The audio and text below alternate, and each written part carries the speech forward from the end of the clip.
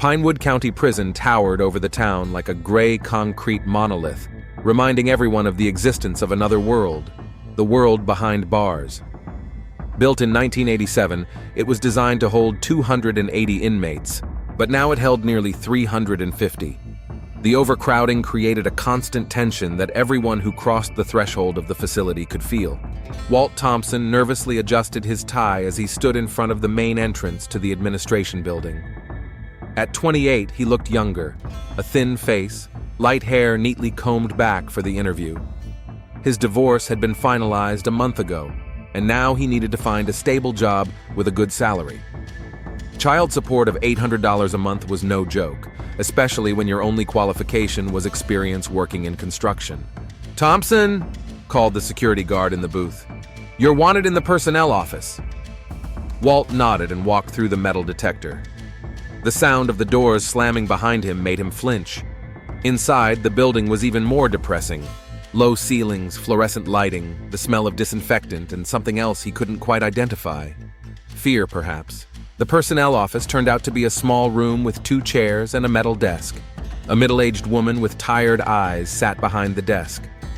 "Mr. Thompson, I'm Janet Cole, the personnel specialist. Have a seat." She leafed through his documents. Construction, safety training, references from previous employers. "Why do you want to work in a correctional facility?" "I need a stable job with benefits," Walt replied honestly. "I have obligations after my divorce." Janet nodded understandingly. In a small town, everyone knew everything about everyone else, and Walt's divorce was no secret. His ex-wife Carol worked at the bank, and the whole town talked about their breakup. "Being a security guard isn't easy," she warned. 12-hour shifts, constant stress, dealing with dangerous people. "Are you sure you're ready for that?" "Yes, ma'am. We have mandatory training for 2 weeks. The salary is $2,800 a month plus health insurance. If you're comfortable with the terms, we can start the paperwork." Walt felt relieved. That salary would cover his alimony and leave enough for living expenses. After an hour of filling out paperwork, Janet escorted him to a classroom where 3 other new recruits were already seated. The instructor, a burly man in his 50s, introduced himself as Officer Davis. "Rule number 1, there are no prisoners here, only inmates.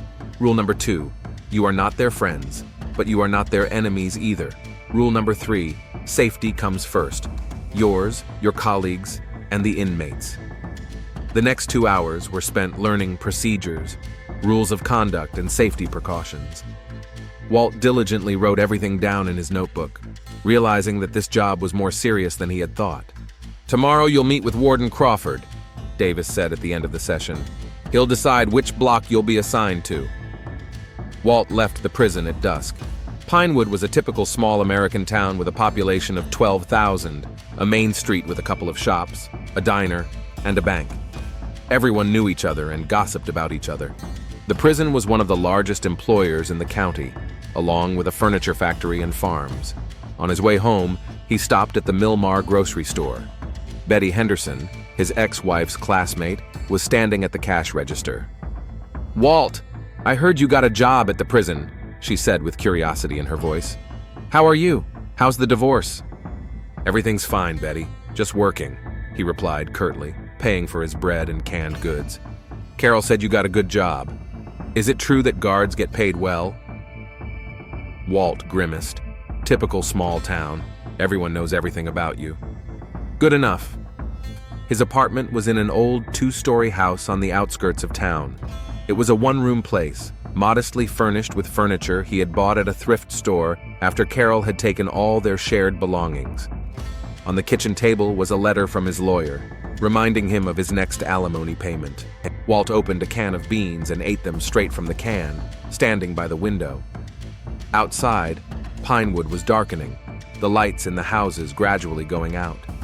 Somewhere out there, Carol was living with her new boyfriend, a car salesman. Somewhere out there, his 5-year-old daughter, Emma, was getting ready for bed in a house that was no longer his home. The phone rang. Carol's number appeared on the screen. "Walt, it's me. Emma wants to talk to you." "Hi, Dad." The child's voice made him smile for the first time that day. "Mom said you started a new job." "Yes, Princess. I'm a security guard now." "Like a cop?" Something like that. I make sure everything is okay. Is it dangerous? Walt hesitated. No, sweetie, not dangerous at all, just a job. After talking to his daughter, he couldn't sleep for a long time. The new job meant a new life, a chance to get back on his feet. But something about the prison atmosphere bothered him.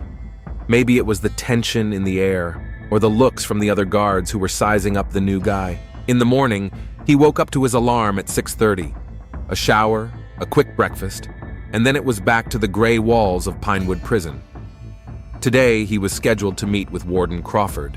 Shane Crawford was a man who immediately attracted attention. 42 years old, broad shoulders, graying temples, piercing gray eyes. A former military man. You could tell by his posture and manner. On the wall of his office hung photos from his military service, a college diploma, and a collection of hunting knives in a glass display case. Thompson, right? Crawford rose from his desk and shook his hand firmly. I hear you recently got divorced. Is it tough? The directness of the question caught Walt off guard. Yes, sir, but I'm ready to focus on the job. Good. We need people here who understand discipline. Crawford walked around the desk and stood next to the knife display case. I've been collecting them since I was a teenager. Each knife has its own story. This one, for example, he pointed to a hunting knife with a carved handle, belonged to my grandfather. He was sheriff in this county for 30 years. Impressive collection, said Walt, not knowing what else to say. I'm assigning you to Block C. That's where the medium security inmates are. You'll be working with Officer Wright, an experienced man who can teach you a lot. Crawford returned to his desk. I have a special approach to my subordinates, Thompson. I care about those who work honestly and loyally. In return, I expect loyalty and professionalism. Understood, sir. If you have any problems, personal or work-related, my door is always open.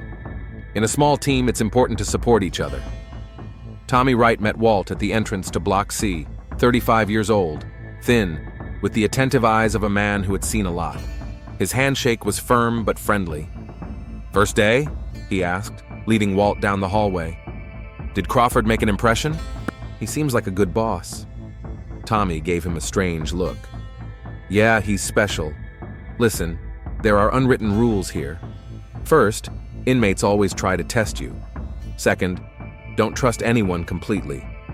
Third, if something seems wrong, it probably is. They passed the cells where the inmates were going about their business.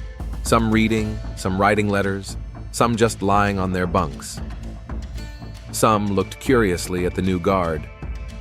Don't look them in the eye for too long, Tommy said quietly. It's seen as a challenge. The rest of the day was spent learning the procedures and getting to know the routine. Walt quickly realized that the job required constant attention and a readiness for the unexpected. Every inmate was a potential threat. Every situation could turn dangerous. At the end of his shift, Tommy invited him to the staff break room. How was your first day? He asked, pouring coffee from the machine. Unusual, but I'll manage. Did Crawford ask about your personal life? Walt nodded. He asked about my divorce. Typical. He likes to know everything about his subordinates. He says it helps him understand how to work with people. Tommy paused. Just be careful. He's a good boss, but he can get too involved in other people's business. Walt's third week on the job brought his first serious test. During lunch break in Block C, an inmate named Marcus Jones attempted to smuggle a homemade knife made from a metal spoon into his cell. Tommy noticed the suspicious behavior and signaled Walt. Jones, stop, Walt said clearly, blocking the passage. Hands on the wall.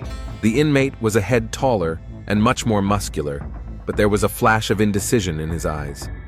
Walt felt his muscles tense in preparation for a possible fight. They stared at each other for a few seconds. Then Jones slowly raised his hands. Smart, Tommy said after they had taken the weapon, and called for backup to escort the inmate to solitary. You didn't flinch. They can sense that. To be honest, I almost shit myself, Walt admitted when the adrenaline started to wear off. Tommy laughed. That's okay. The important thing is not to show fear. That evening, as Walt was filling out his report on the incident, Shane Crawford stopped by his cubicle. The guard looked pleased. I heard about the situation with Jones. Good work, Thompson. Thanks, sir. Tommy helped me notice the suspicious behavior. Wright is an experienced officer, but your instincts and decisiveness are to be commended. Shane sat down on the edge of the desk.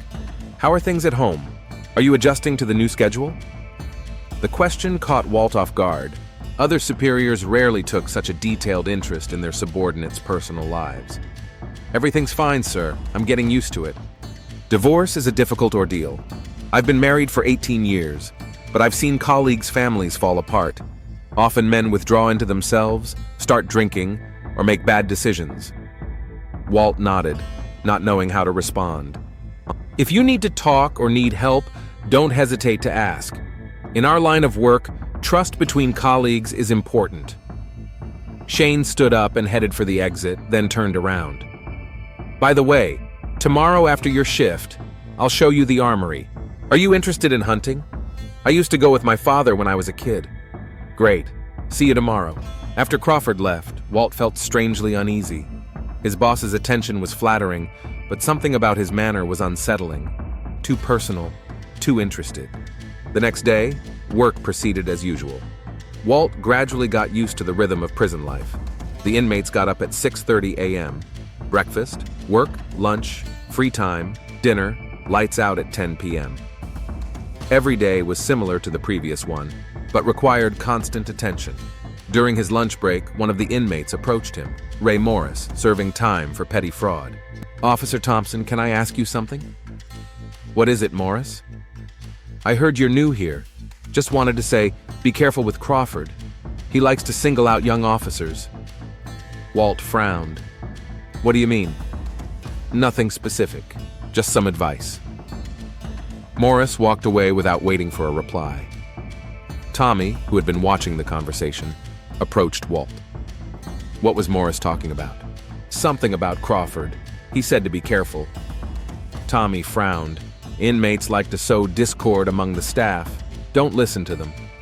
But there was something in what he said. Crawford is a strict but fair boss. Yes, he pays close attention to new employees, but that's normal. Tommy lowered his voice. Just don't let the inmates mess with your head. After his shift, Shane invited Walt to the armory, as promised. It was a small room in the administrative wing where service pistols, batons, and other equipment were kept. This is where we keep our service weapons, Shane explained, opening the safe. Each officer is only given a gun in emergency situations. We don't carry weapons during normal working hours. The risk of the inmates taking them is too high. Walt nodded, looking at the neatly arranged guns. And this is my personal collection.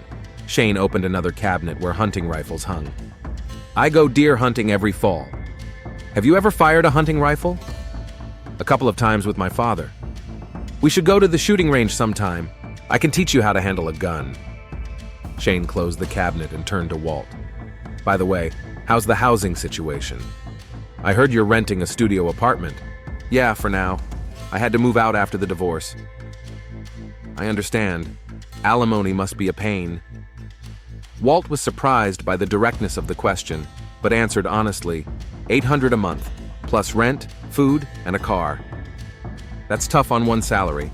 Listen, if you need some extra work, I have some contractor friends. They sometimes need people on the weekends. That would be great, sir. Shane. After work, you can just call me Shane. He put his hand on Walt's shoulder. We're a team, Thompson. I take care of my people. On the way home, Walt thought about the conversation. The offer of extra work was welcome. You could never have too much money, but something about Shane's behavior continued to bother him. Too friendly for a boss, too personal. A surprise awaited him at home. Carol was sitting on the porch with Emma. Hi, Daddy. The little girl rushed into his arms. Hi, Princess. Mom, is something wrong? Carol looked tired. Dave is away on business for a week. I thought maybe Emma could stay with you for a couple of days, if you don't mind. Of course I don't mind. Walt was happy to spend time with his daughter. They ordered pizza and watched cartoons until Emma fell asleep in his arms. As he laid his daughter on the couch, Walt felt a rush of tenderness and determination. For her sake, he was willing to endure any job, any inconvenience. The next day, he brought Emma to work early. The daycare didn't open until 8, and his shift started at 7. Shane saw them in the hallway. "Who's this?" He crouched down in front of the girl with a smile. "This is my daughter Emma," Walt said. "Hi, Emma. I'm Shane. I work with your dad. He's a very good police officer." "He's not a police officer. He's a security guard," the girl corrected seriously. Shane laughed. "Right, a security guard, but a very brave one. I have to take her to kindergarten," Walt said. "Of course, and don't rush back. Start your shift half an hour later. Family comes first." This small courtesy touched Walt. Few of his bosses showed such understanding for their employees' family circumstances. That evening, Shane stopped him again after his shift. "How's your daughter? Is she adjusting to the new situation?" "So far, so good. Kids adapt quickly." "And you? Is it hard raising a child on your own?" "She lives with her mother. I see her on weekends and sometimes during the week." "It's still a big responsibility." Shane sat down on the edge of the table. "You know, my wife and I don't have children. We tried for a long time, but it didn't work out. Sometimes I envy men who have heirs." Walt was surprised by his boss's candor. He didn't know how to respond to such a personal confession. "How about a beer after work? There's a nice bar 20 minutes outside of town. It's a quiet place where we can talk." "I don't know, Mr. Shane. I have to get up early tomorrow." "I understand. Maybe another time." There was a hint of disappointment in Shane's voice. The next day, Tommy noticed that Walt looked pensive. "Something wrong?" "Crawford asked me out for a beer yesterday. It seemed strange." Tommy frowned. "He sometimes socializes with employees outside of work. It's no big deal." "Did he ask you?" "No, but I'm married with 2 kids. I don't have time to hang out in bars." Tommy paused. "Listen, maybe he's just trying to help you adjust. After a divorce, a lot of men withdraw into themselves. Maybe, but Walt's doubts lingered. That evening, he called his old friend Jimmy, who he had worked with on construction. "Hey man, how's the new job?" "It's okay. Jimmy, did you ever have a boss who was too interested in your personal life?" "I had one, an old pervert who was always giving me advice and inviting me over for dinner. My wife told me later that he treated all the young guys that way." "What did you do?" "I kept my distance. I did my job well, but I didn't share anything personal." "What? Do you have problems with your boss?" "I don't know. Maybe I'm just paranoid." After talking to Jimmy, Walt decided to be more careful. The next day, when Shane again suggested spending time together after work, he politely declined, citing fatigue. "That's a shame," Shane said. "I thought we got along well. It's not every day you meet an employee you can talk to about more than just work." "I appreciate your concern, sir. I just have a lot going on right now." "Of course, I understand." But there was a flash of something like irritation in Shane's eyes. That evening, Walt stopped by Carol's place to pick up Emma's things. His ex-wife met him at the door. "How's work? Emma said your boss is very nice." "Yes, he's a thoughtful manager. That's important in a job like that. Dave says prison guards often burn out without the support of their colleagues." Carol looked better than she had in the last months of their marriage. Things with Dave were clearly going well. Walt felt a pang of jealousy, but quickly suppressed it. "How's Emma doing in school?" "Fine. Her teacher says she's a very bright girl. She does get sad sometimes that her dad lives so far away. I try to see her as often as I can." "I know. You're a good father, Walt. I've never said you weren't." On the way home, he thought about Carol's words. A good father should provide for his family, even if it's no longer his family. Working in prison gave him the stability he had never had on the construction site. Maybe he was too suspicious of Shane's friendliness. The next day at work, an incident occurred that made him rethink his attitude toward his boss. During his rounds, one of the inmates, Carlos Mendez, who was serving time for drug trafficking, tried to hit Tommy with a metal mug. Walt reacted instantly, blocking the blow and knocking the attacker to the floor. "Good reaction," Tommy said as they escorted Mendez to solitary confinement.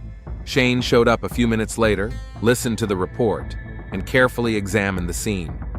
"Excellent work, both of you. Thompson, you've shown once again that you can handle a critical situation." After filing the paperwork, Shane invited Walt into his office. "I want to formally commend you for your actions. I'll prepare a recommendation for a promotion." "Thank you, sir. You know what impresses me about you, Thompson? You don't panic under pressure. That's a rare quality. Shane stood up and walked over to the knife display case. My grandfather used to say that you get to know a person in a critical moment. Some run, some freeze, and some act. I was just doing my job. Modesty is also a good quality. Shane turned to him. Thompson, I want to offer you additional responsibilities. Help with scheduling, supervising new employees. It will come with a raise, an extra $300 a month. Walt was stunned. Such a promotion after only a month on the job seemed unbelievable. Sir, I don't know what to say. Say yes. You've earned that trust. Yes, sir. Thank you. Excellent. You'll start on Monday, and Thompson will be working closely together now. I hope we'll have a good working relationship. As he left the office, Walt felt a mixture of joy and anxiety. The pay raise solved many of his financial problems, but something in Shane's last words sounded ambiguous. Monday brought Walt new responsibilities and his own desk in the administrative wing. His small office was directly across from Shane's, which meant constant contact with his boss. He spent his first few days studying schedules, timetables, and paperwork. How's the new job? Tommy asked during lunch break. They were sitting in the break room, drinking coffee from the vending machine. It's challenging, but interesting. A lot of paperwork. Is Crawford happy with you? I think so. He's a very attentive mentor. Tommy raised an eyebrow. Attentive? He's always asking how I'm doing if I need any help. He even offered to lend me money if I needed it. Lend you money? Tommy put down his mug. That's strange, Walt. Bosses don't usually offer personal loans to their employees. Maybe he's just a nice guy. Maybe? But there was doubt in Tommy's voice. That same day, Walt stayed late at the office, finishing up the weekly duty schedule. Most of the employees had already left, and the building was quiet. Around 8 o'clock, Shane popped into his office. Still working? That's good, but don't overdo it in your first week. Almost done, sir. Shane, his boss corrected him. After 6 in the evening, we're colleagues, not boss and subordinate. He walked into his office and sat down in the visitor's chair. How are things at home? Has your daughter gotten used to the new routine? Yes, Emma's doing great. She understands that her dad has to work a lot. And your ex-wife? No problems with child support? The question seemed too personal to Walt, but he replied, Not yet. Carol's a reasonable woman. Good. You know, divorce is always stressful, especially when there are children involved. Shane leaned back in his chair. Sandra and I have our difficulties too. 18 years of marriage is a long time. Walt didn't know how to respond to such a revelation. Why was his boss sharing his family problems with a subordinate? Sometimes you just want to talk to someone who understands, man to man, without any pretense. Shane stood up and walked over to the window. It's hard to find a real friend in a small town. Everyone knows each other. Everyone gossips.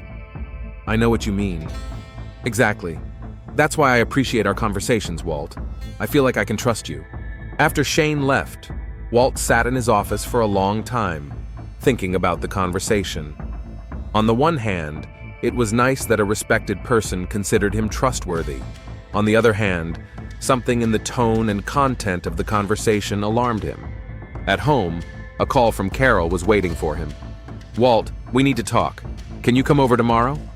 Is something wrong with Emma? No, she's fine. Let's just talk tomorrow. The next day after work, Walt drove to his ex-wife's house. Carol met him at the door with a serious expression. Come in. Emma's at a friend's birthday party. They sat down in the living room, which had once been his home. The furniture, the paintings on the walls, the family photos. Everything reminded him of his past life. Dave proposed to me, Carol said without preamble. Walt felt something tighten in his chest. Congratulations. I said yes, we're getting married in 6 months. What does that mean for Emma? Nothing bad. Dave wants to adopt her, but only if you agree. Legally, you'll still be her father, but she'll have a new dad. Walt stood up and walked over to the window. What does Emma think? She loves Dave, he's good to her. I know. I'm not against adoption if it's good for her. Carol approached him. Walt, you're a good man. I don't want there to be any animosity between us. There isn't. I want you to be happy. How are things with you? Everything okay at work? Yeah, I even got a raise. My boss is very supportive. That's good.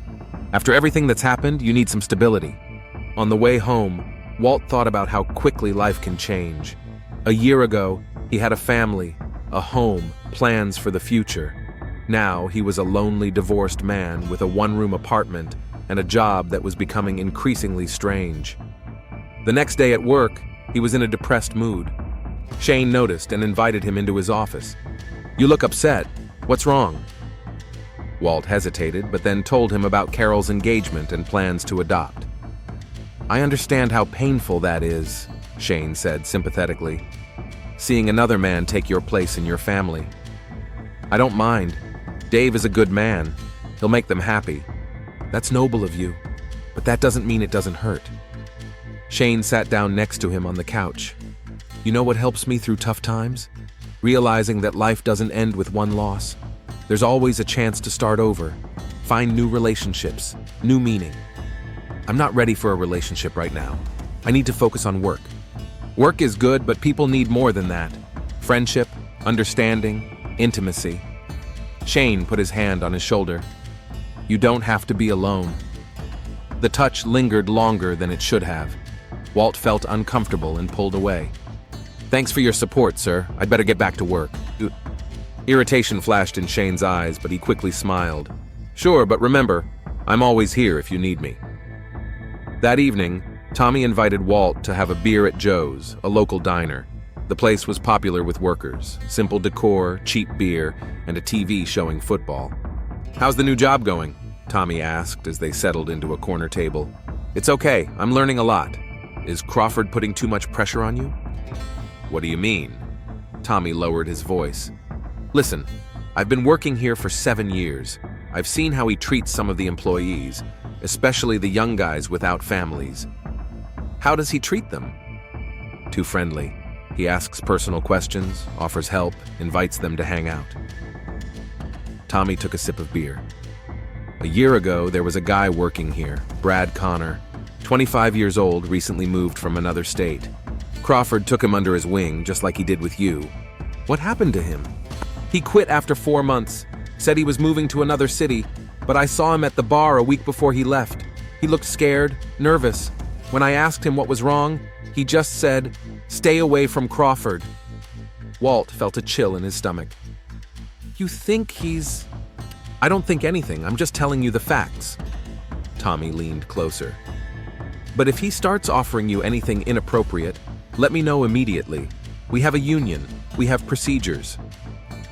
"He hasn't offered anything like that yet. He's just being friendly." "Okay, but be careful." On the way home, Walt thought about Tommy's words. Maybe he really was being too suspicious? Or was Tommy right, and he needed to be on his guard? The following week, Shane became even more insistent. He found reasons to come into Walt's office, invited him out for coffee, offered to help with personal matters. When Walt mentioned that his car needed repairs, Shane immediately offered his assistance. "I know a mechanic. He's good, honest, and will give you a discount. I can talk to him." "Thanks, but I can handle it myself." "You don't have to be so independent, Walt. Friends help each other." The word friends was said with a particular intonation that made Walt wary. On Friday of that same week, an incident occurred that finally convinced Walt that something was wrong with Shane. After the shift ended and almost everyone had left the building, Shane invited him into his office for an important conversation. "Sit down, Walt. I want to discuss your future at our institution." Walt sat down, expecting a conversation about career prospects. "You're moving up quickly and showing excellent results. I'm thinking of recommending you for the position of Deputy Chief of Security." "That would be wonderful, sir. But that position requires special qualities: loyalty, understanding, a willingness to work closely with others." Shane stood up and walked over to him. "I can do a lot for you, Walt. I can ensure rapid advancement, a good salary, stability. But I need to know that I can count on you." "Of course you can. I'm a responsible employee. It's not just about work." Shane put his hand on his shoulder and squeezed it slightly. "It's about personal loyalty, about understanding that some relationships are special." Walt felt Shane's hand slowly slide down his back. He stood up abruptly. "Sir, I think there's been some kind of misunderstanding." There's no misunderstanding, Walt. It's simply a proposal for a mutually beneficial partnership. Shane's voice took on a cold tone. You're a young, attractive man. I'm an influential man who can help your career. Wouldn't it make sense to find common ground? I don't understand what you're talking about. Walt moved toward the door. You understand. You're just pretending to be naive. Shane blocked his way. You think I don't notice the way you look at me? How grateful you are for my attention? I'm grateful as an employee to my boss. Nothing more. Lies. Shane moved closer. You're a lonely, divorced man who needs support and understanding. I can give you that. Get away from me! Walt tried to get around him, but Shane grabbed his arm. Don't be stupid, Thompson. You have no choice. Either we find common ground, or you can look for another job. And I'll make sure no one in this county will hire you. Walt pulled his arm away. You can't do this to me. I can. Who's going to believe you over me? I'm a respected man in this town, and you're a loser who couldn't keep his family together. The words hurt more than the physical abuse. Walt rushed to the door and ran out of the office. Shane didn't chase him, just shouted after him. Think about it until Monday, Thompson. Either we're friends, or you're unemployed. Walt got into his car and sat in the parking lot for a long time, trembling with anger and humiliation. So Tommy was right. So all of Shane's attention, all of his friendship, had a very specific purpose. He drove home and couldn't sleep all night, thinking about the situation. Should he go to the police? But what would he say? That his boss had offered him a special relationship? There had been no physical coercion, no witnesses. It would be his word against theirs. Go to the prison administration? But Shane was a respected employee with an impeccable reputation, and he was a newbie on probation. Find another job? In a small town, that meant moving, which meant even less time with Emma. On Saturday morning, he went to Tommy's house. His friend met him on the porch of a 2-story house in the suburbs. Walt, what's wrong? You look terrible. We need to talk. Alone. They went into the garage where Tommy was working on his motorcycle. You were right about Crawford, Walt said, and told him what had happened in the office. Tommy listened, frowning more and more. Son of a bitch. I knew it. What should I do? File a formal complaint. We have an internal affairs department. He threatened to destroy my reputation. Who's going to believe me against him? What if you're not the only one? Maybe there are others who have suffered at his hands. How do we find them? I'll ask around. Be careful, don't make a fuss. Maybe Brad Connor will agree to testify. What if he doesn't? What if he refuses? Tommy put his hand on his shoulder. Then we'll have to play his game until we find a way to stop him. You mean pretend to agree? Just pretend. No physical contact, no compromises. Just stall for time. I don't know if I can. You can. For your daughter, for justice. We'll find a way to stop that bastard. Walt nodded, feeling a mixture of fear and determination. Monday would bring new challenges, but now he knew he wasn't alone. That evening, he called Emma. His daughter's voice calmed him a little. Dad, are you coming tomorrow? Of course, Princess. Daddy will always be there for you. He said those words not only to his daughter, but also to himself. No matter what happened, he would fight for his right to a normal life and a job. Monday began deceptively calm. Walt arrived at work earlier than usual, hoping to avoid meeting Shane until he had gathered his thoughts.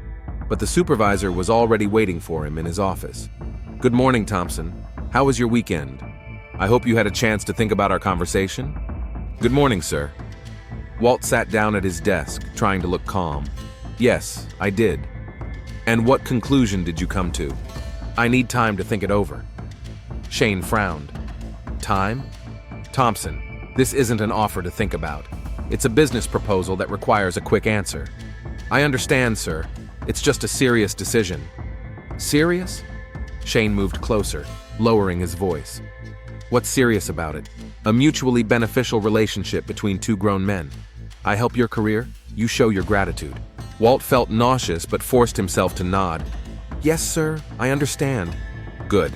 Then stay after your shift tonight. We'll discuss the details of our cooperation. The whole day passed in a fog. Walt mechanically performed his duties, drew up schedules, checked documents. Tommy tried several times to talk to him, but Walt responded with monosyllables. He was afraid he wouldn't be able to control his emotions. During his lunch break, he called his daughter. "Hi, Dad. We drew pictures at school today. I drew our family. You, me, and Mom." "Where's Dave?" Walt asked, trying to sound cheerful. "He's in another picture. The teacher said I have two families, an old one and a new one." His daughter's words hit him right in the heart. Two families. The old one was broken, the new one was foreign. And what did he have? A job that was turning into a nightmare and loneliness. "Dad, will you come to my concert on Friday?" "Of course, Princess. Daddy will always come." After talking to Emma, Walt realized that he couldn't let Shane destroy this last connection. If he lost his job, he wouldn't be able to pay child support, which meant he would see his daughter even less. It was 6 o'clock in the evening. The shift was over and most of the employees had gone home. Only the security guards on duty and a few administrative staff remained in the building. Walt walked slowly down the hallway toward Shane's office, feeling his heart pound. "Come in, Thompson. Close the door." Close. The office was lit only by a desk lamp. A display case with hunting knives glinted in the dim light. Shane sat at his desk, leaning back in his chair. "Sit down. I want us to clear up our relationship once and for all." Walt sat down, keeping his hands on his knees so Shane wouldn't notice they were shaking. "I'm ready to hear your terms, sir." "Terms?" Shane laughed. "This isn't a business deal, Thompson. This is a relationship. Do you understand the difference?" "Not really." A relationship implies reciprocity, trust, intimacy. Shane stood up and walked over to the knife display case. "See this knife? It belonged to my grandfather. He was an old-school sheriff who knew how to get what he wanted." Walt followed Shane's gaze. A hunting knife with a carved handle hung in the center of the collection. "My grandfather used to say there are two kinds of people in life, those who take and those who give. Guess which one I am?" "The first," Walt replied quietly. "Correct, and you, Thompson, will give. Your time, your attention, your gratitude. And what do I get in return?" "Safety, promotion, protection from trouble." Shane turned to him. "And believe me, trouble can be very serious for someone in your position." "What kind of trouble?" "Well, for example, accusations of harassment against your boss. Imagine the headlines in the local newspaper. Prison guard tried to seduce warden. In a small town, stories like that stick around for a long time." Walt felt the blood drain from his face. "But that's not true." "And who's going to believe that? A divorced man desperate for money against a respected family man with an impeccable reputation." Shane sat down on the edge of the table directly in front of him. "I can make it look like you forced me into a relationship by threatening to spread false rumors about my sexual orientation. No one will believe such a lie. They will, especially when I show them recordings of our private conversations." Shane took out his phone and turned on the recording. Walt's voice sounded distorted but recognizable. "I'm ready to hear your terms, sir." "You recorded our conversations?" "Playing it safe.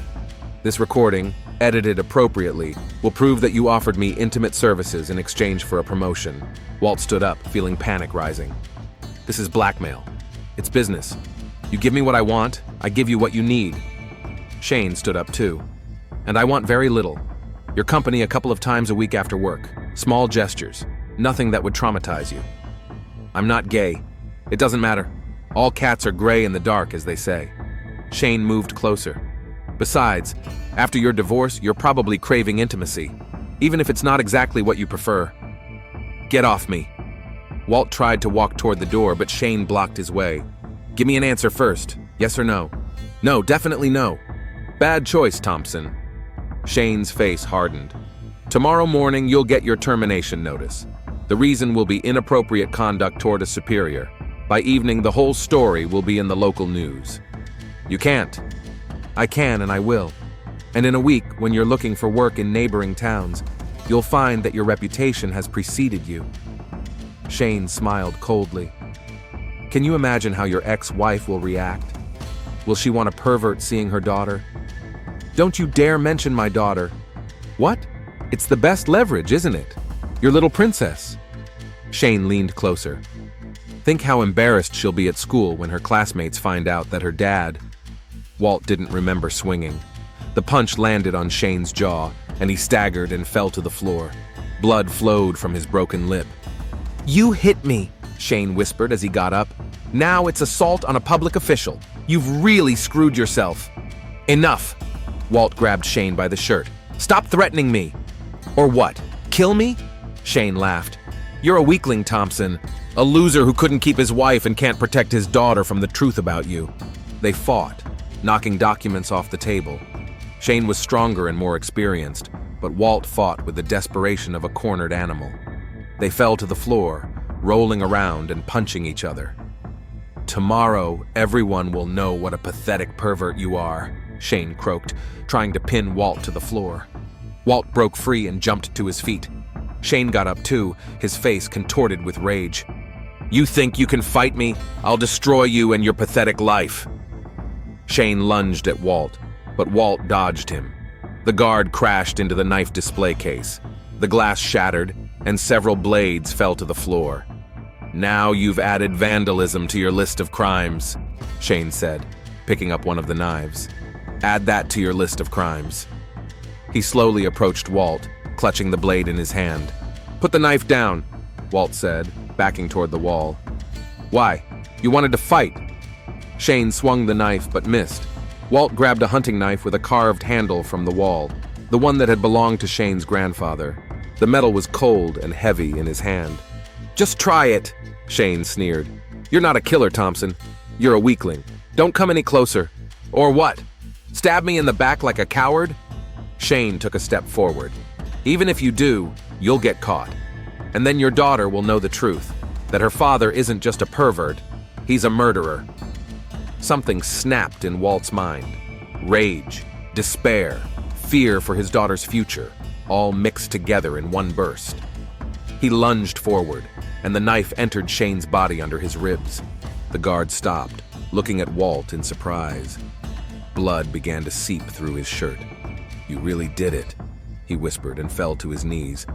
Walt stood over him, holding the bloody knife. Shane tried to say something, but only blood came out of his mouth. A few seconds later, he collapsed on his side and fell silent. The silence in the office was deafening. Walt stared at the body, unable to believe what had happened. He had killed a man. He had killed his boss. Panic washed over him. He had to do something, but what? Call the police and confess? They would never believe his version of events.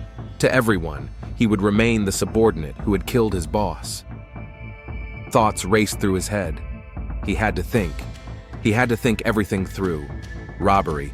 If he made it look like a robbery, he might have a chance. Walt began methodically ransacking the desk, emptying the contents of the drawers onto the floor. The safe in the corner was open. Perfect. He took out the cash and documents and scattered them around the office. The knife display case had already been smashed, which was good. It looked like the robbers had been looking for valuables. Fingerprints. Walt wiped the knife with his shirt and placed it next to the body.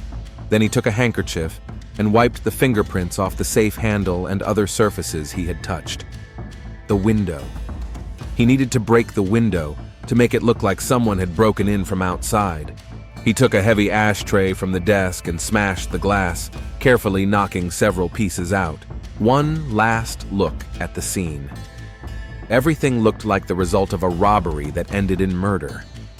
The robbers had broken in through the window, found Shane in his office, a fight had broken out, and the guard had been killed with his own knife. Walt turned off the lights and quietly left the office.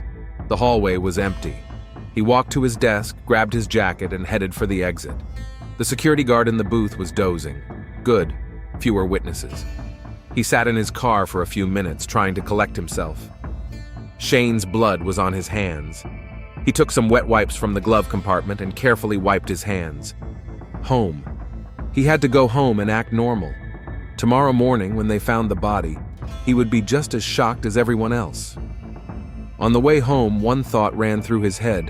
He had killed a man. It didn't matter that Shane was a pervert and a blackmailer. He had taken another man's life, but he had no choice. Shane was going to destroy his life, slander him in front of his daughter. He was defending himself. The apartment greeted him with its usual silence. Walt sat down on the sofa and closed his eyes. Tomorrow, a new life would begin. The life of a man who had committed murder. Walt woke up at 4 a.m. from a nightmare.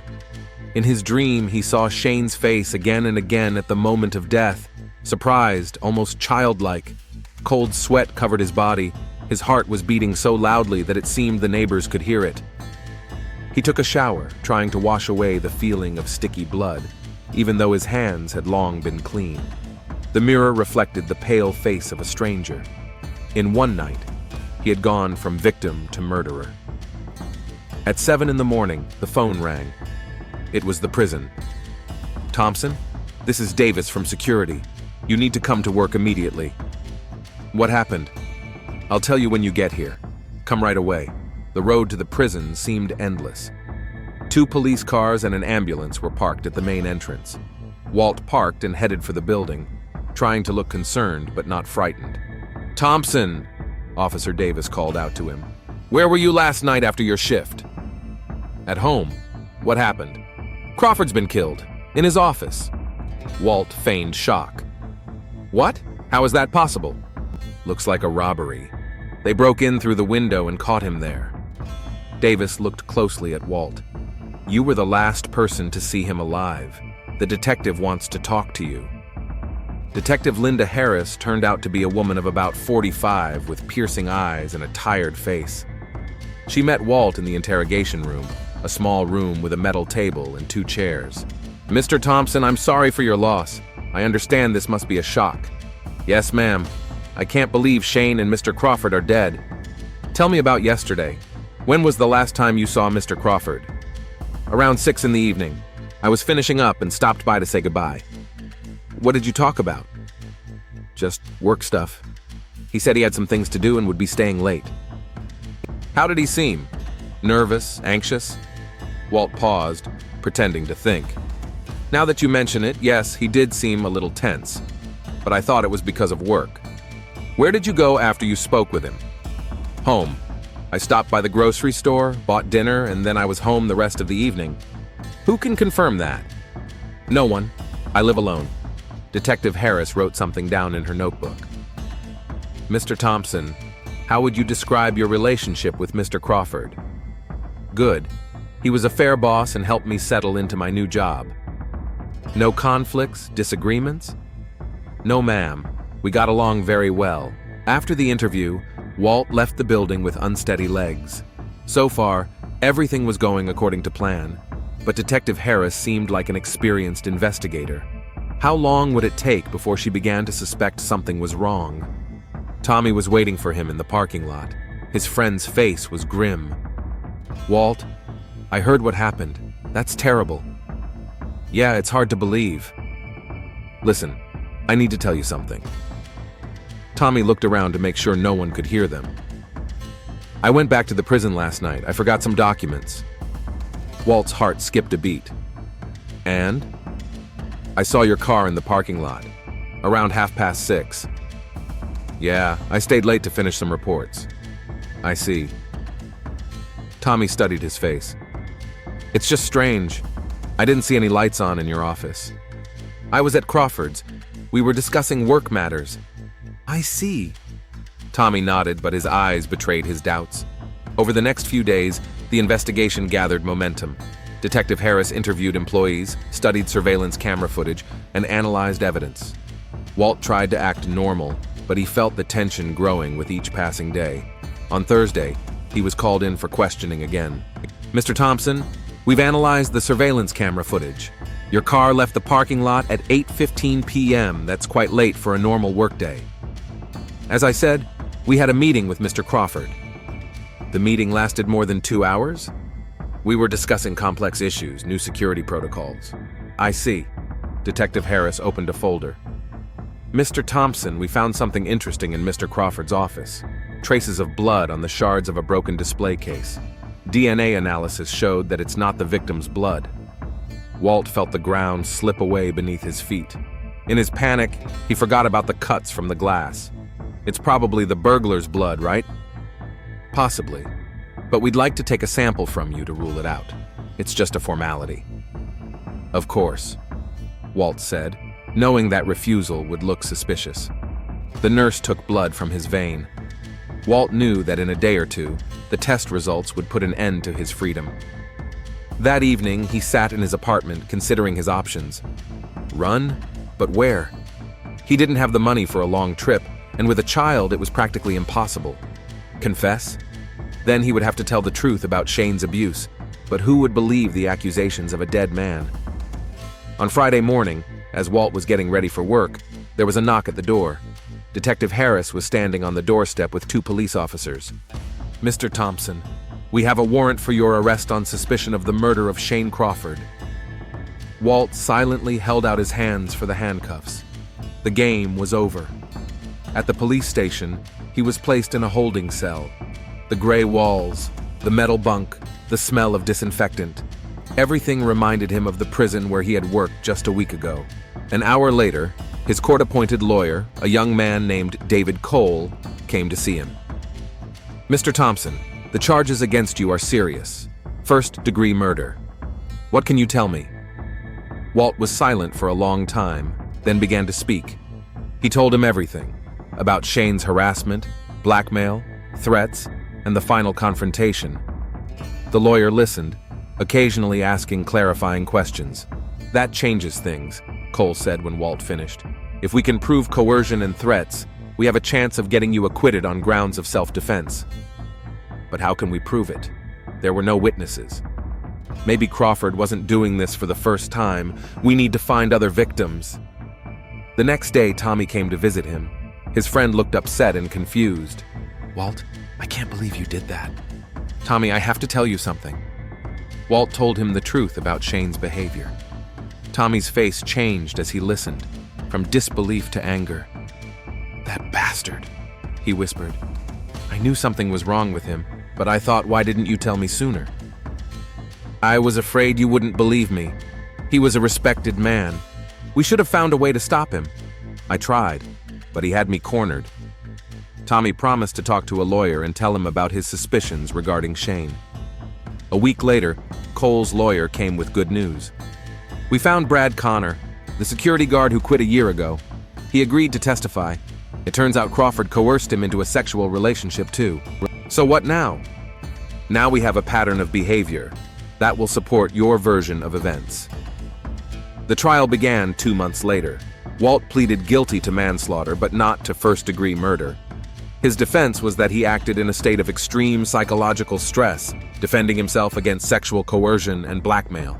Brad Connor testified about how Shane had coerced him into sexual relations, threatening him with dismissal and defamation. Tommy recounted his suspicions about the guard's inappropriate behavior. Sandra Crawford attended all the hearings, pale and distraught.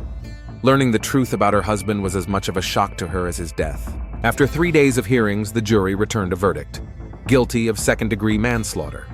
The judge sentenced Walt to 8 years in prison with the possibility of parole after 5 years. As he was led out of the courtroom, Walt saw Carol and Emma in the crowd. His daughter was crying, not understanding why men in uniform were taking her father away. "Daddy!" she cried. "Daddy, don't go!"